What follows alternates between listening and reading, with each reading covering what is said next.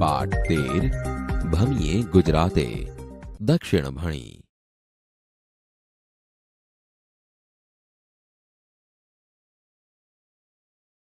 ભમીએ ગુજરાતે દક્ષિણ ભણી એ પ્રવાસ વિષયક પાઠના લેખક છે શ્રી ચંદ્રવદન ચિમનલાલ મહેતા. તેમનો જન્મ ઈસવીસન 1901માં સુરત જિલ્લામાં થયો હતો. તેમનું મૃત્યુ ઈસવીસન 1991માં થયું હતું. તેઓ આકાશવાણી રેડિયો સાથે સંકળાયેલા હતા. તેઓ પોતાની આગવી ગદ્ય શૈલીને કારણે આપણા સાહિત્યમાં જાણીતા થયા છે. સરળ ભાષા શૈલી એ તેમના લેખનનું આકર્ષણ છે. એમણે કવિતા, નાટક, વિવેચન, આત્મચરિત્ર, અનુવાદ વગેરે ક્ષેત્રોમાં સારું પ્રદાન કર્યું છે. ભમીએ ગુજરાતે ન વાટે ન રેલ પાટે, બાંધ ગઠરિયા અને છોડ ગઠરિયા એ એમના પ્રવાસ વિષયક લેખોના સંગ્રહો છે.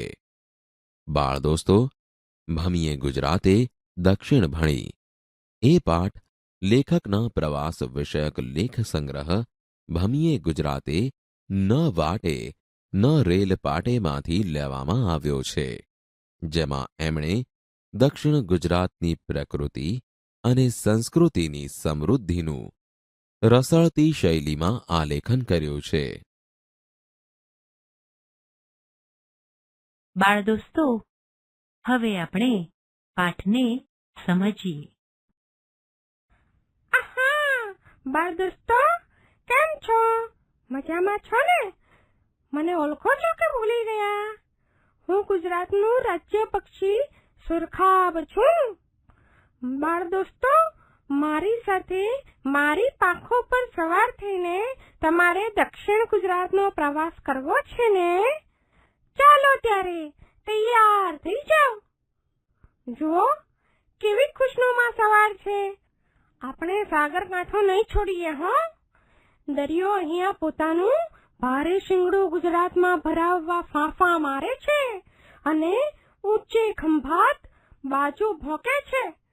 પણ અહીં આ ઉભરાટ અને આ નદીઓનો સાગર સંગમ પણ ભીમપુર, ડુમ્મસ ને હજીરાની દીવાદાંડી, સૂર્યની પુત્રી તપતી નદી, તાપીનો મરોડદાર સાગર સંગમ. બાળ દોસ્તો, અહીં તો હેલિકોપ્ટર હોય તો જરા ઊંચે જઈને જ જોવાની મજા આવે. અમદાવાદ મુંબઈ વચ્ચે દોડતા અથવા ભાવનગર જતા વિમાનમાંથી આ પડખું ભારે ચિત્રાત્મક લાગે છે. બાળ દોસ્તો, હવે આપણે આગળ વાત કરીએ. ચાલો ત્યારે આપણે ભીમપુર જઈએ. ત્યાંના ખારવા અને ખલાસી જગ મશહૂર છે. ભલભલા દરિયા હચમચાવે છે, અલગ મલક ગજાવે છે. અહીં જ પેલો નોર્વે ગયેલો જગન કારાત્યા જઈ એણે મધરાતે ઘુમરી ઘાલતા સસવાટા કરતા ફૂમતા મરોડતા દરિયાને દેખેલો.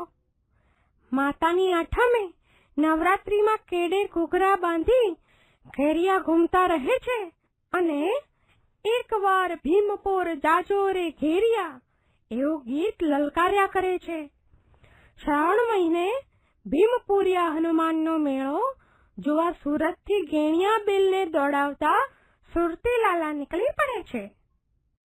હજીરાની દીવાદાંડીની પણ અનેક વાતો છે, પણ આપણે તો કુદરત જોવા નીકળ્યા છીએ. જો તાપીનો આ સંગમ કેટલો મનમોહક છે. આપણે એને કાંઠે કાંઠે સુરત જઈએ. એના લોલ વિલોલ જોતા જોતા એ જ રસ્તે પરદેશીઓ આકર્ષાઈને ઘૂસી આવ્યા હતા. બાળ દોસ્તો, જો આ એ જ સુરત શહેર છે જ્યાં 3 પ્રખ્યાત નન્ના એટલે કે નર્મદ, નવલરામ અને નંદશંકર મહેતા વિશે કવિ મલબારી કહે છે તેમ મોજ શોખ ને ખાણી પીણી સુરતી લાલા સહેલાણી વાડી ગાડી લાડી મારતે કીધી જિંદગી ધૂળધાણી. આગ રેલમાં ભાંગેલું, લૂંટે લૂંટાયેલું, સોનાની મૂરત સુરત, આતે શાત જહાલ કહી રડ્યો હતો નર્મદ. તે જ આ સુરત. આ જ રસ્તે 1770ની આસપાસ ફિરંગીઓ આવ્યા. 1608 થી 1612 દરમિયાન અંગ્રેજો આવ્યા. એની પાછળ વલંદાઓ આવ્યા અને બાકી હતું તે 1642માં ફરાસિયાઓએ પણ પોતાની કોઠી સુરતમાં સ્થાપી. હજી પણ એ ઇમારતો જોવા મળે છે. એ માહોમાહે લડ્યા. એના ગોળીબારની નિશાનીઓ હજુ પણ દેખાય છે. ભારતને કિનારે તાપી કાંઠે પહેલી નેવર વોર એ પરદેશીઓએ કરી. અરે બાળ દોસ્તો, શું તમે હતાશ થઈ ગયા? રાત આ નિરાશાના અંધકારમાં જ વીંટળાઈને કાઢીશું. હોય એક રાત એમ પણ હોય. તાપી કાંઠે કિલ્લો છે જ્યાં અકબરે પડાવ નાખ્યો હતો. જહાંગીર પણ આવ્યો હતો. ઔરંગઝેબ આ પાસેના લાકડી પુલ આગળ જહાજમાં બેસી મક્કે હજ કરવા ગયો હતો. બાળ દોસ્તો, ચાલો ઉઠો, ત્યારે સવાર પડી. ઉગતા સૂર્યને નમસ્કાર કરો. હવે આપણે નદી કાંઠે જ ઘૂમીશું. શહેર તો ઘણા જોયા અને જોઈશું, પણ આવી રોનક તો હવે રહી નથી. એવું જોઈ જોઈ જીવ બળે છે. ચાલો હવે આપણે કતાર ગામને રસ્તે જઈએ, જ્યાં અશ્વિની કુમાર છે તો સ્મશાન કાંઠે, પણ રળિયામણો લાગે છે. પછી વરાછા, આગળ કામરેજ, માંડવી જેવા અતિ પ્રાચીન શહેરો જોવા માટે આપણે આગળ જઈશું તો હરિપુરા ગામ અને તેની પાસે બારડોલી ગામ આવે છે, જેના વિશે એક હિન્દી કવિ કહે છે તેમ એ તો ભારતનું થર્મોપોલી કહેવાય. બસ અમે જાણતા જ હતા કે સુરત રેલ પાટા ઉપર આવ્યું છે, તો શા માટે આટલું એ શહેર માટે લખ્યું? ભાઈ, લખ્યું એટલે લખાઈ ગયું. એક ભાંગેલા તૂટેલા ગામ માટે લખ્યું. એમાં આવડો બળાપો શા માટે? અહીં નદીમાં 1612 થી 1616 દરમિયાન પહેલી દરિયાઈ લડાઈ થઈ હતી. એમાં પરદેશીઓ જ લડી મુઆ હતા. આપણે બારણે પારકી લડાઈ. ત્યાર પછી તો ડચ, અંગ્રેજ, ફરાસિયા, વલંદા બધા જ લડ્યા હતા. અને અંગ્રેજોએ તો ખૂંટો બેસાડ્યો. ઉત્તરે વેડ, ડભોલી અને સિંગણપોર એ 3 ગામોમાં જતા આવતા સાહેબપુર એમ કહેવાયું છે. પણ આપણે ડભોલી ગામનો ભૂતિયો ટેકરો તો ચડીશું જ. હા, અરે બાળ દોસ્તો, જુઓ, અહીં પણ કુરુક્ષેત્રનું મેદાન. શું માનવું? પાંડવોની ગુફા, ભીમની ગદા, કુરુક્ષેત્રનું મેદાન એ નામો તો ડગલે અને પગલે એકાદ કંઈ જૂનું ખંડિયેર આવ્યું. આવું તો સાંભળવા મળવાના જ. પણ બાળ દોસ્તો, આપણે માનવા ન માનવા સાથે ક્યાં નિસ્બત છે? તાપી નદીનો વળાંક અહીં એવો છે કે જાણે નર્મદાની સાથે જ વળવા જવા માંગે છે એમ લાગે. બાળ દોસ્તો, હવે આપણે પૂર્વમાં સોનગઢની નજીક આવેલા જંગલમાં તો જઈએ જ. ભય તો નહીં લાગે ને? હા, ભય તો ખરો જ. પણ ચાલો આપણે તાપી નદીને કાંઠે કાંઠે ડાબે હાથે 7 પોડાની હારમાળા દેખાવા માંડે ત્યાં સુધી જઈએ, જ્યાં જાત જાતની વસ્તી, નદી સંગમ, તળાવો અને જૂના બંધો, ખંડિયેરો તો ખરા જ, અને હેડંબાવન પણ ઠેક ઠેકાણે આવ્યા જ કરશે. જુઓ, ધરમપુર પાસે હતા એવા જ અહીં સોનગઢની આજુબાજુ આવેલા ગામના નામોને છેડે પાડા આવ્યા કરશે. વરપાડા, અમલપાડા, પણ આપણે તો ગામ મોહિની જઈશું. ભલે રસ્તો બરાબર નથી, સ્થિર થઈ રહેશે. પણ સામી નજરે જુઓ, 7 પૂડાના હેરિયા જોવાની કેવી મજા આવશે. ચાલો બાળ દોસ્તો, બસ હવે આપણે તો તોફાની નદી કીમનો ઠસ્સો જોઈ અંકલેશ્વર જવું છે. ત્યાંથી રાજપીપળાના ડુંગરોમાં પહોંચવું છે. તેલનો વિસ્તાર ધરતીની તળે અને ઉપર કાળા કાબર ચિત્રા માટીના ઢેફાળા, જ્વાળામુખીએ કરેલી અગ્નિની ઉલટીઓની નિશાનીઓ વગેરે સૈકાઓ પહેલાની વાત છે. જુઓ, આ સામે દેખાઈ રહ્યો છે એ રાજપીપળાનો ડુંગર કેવો આડો પડ્યો છે. મજા તો આપણે ઉપર જઈશું ત્યારે જ આવશે.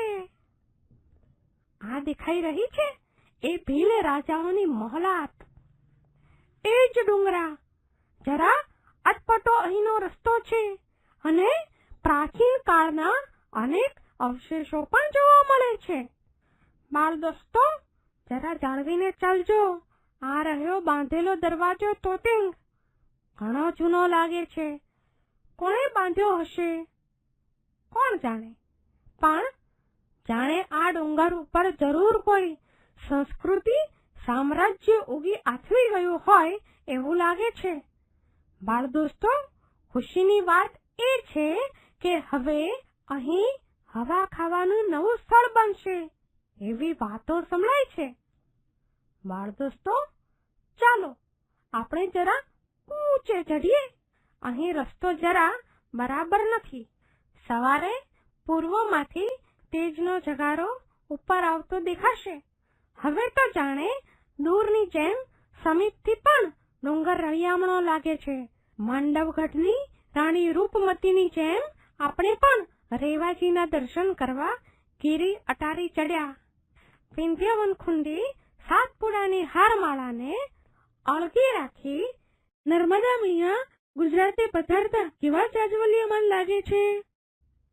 કોઈક જગ્યાએ ધોધ રૂપે તો કોઈક જગ્યાએ વિશાળ પટે તો કોઈક જગ્યાએ હરણફાળ ભરતા ગૌરવ ભર્યા છે.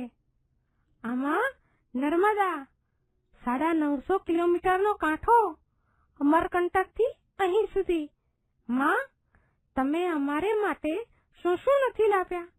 રમ્ય છો, ભવ્ય છો, સુહામણા છો, આહલાદક છો, સંતોના શિરછત્ર છો, સામવેદના ઉચ્ચારાતા શ્લોકોથી અલંકારાયેલા છો, મહાસતી અનસુયાના પરમ સખીજન છો, પ્રાતઃ સ્મરણીય છો.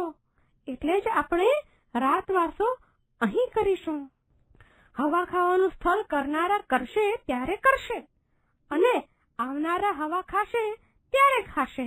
પણ હમણાં તો આપણે જ હવા ખાઈ લઈએ. આપણે પહાડ ઉપર જઈએ છીએ, પણ પેલી બાજુ નીચે તો તેલના ઝરણા દેખાય છે અને હવે તો એને કાઢવા માટે ધરતીના મોં પણ બનાવાય છે.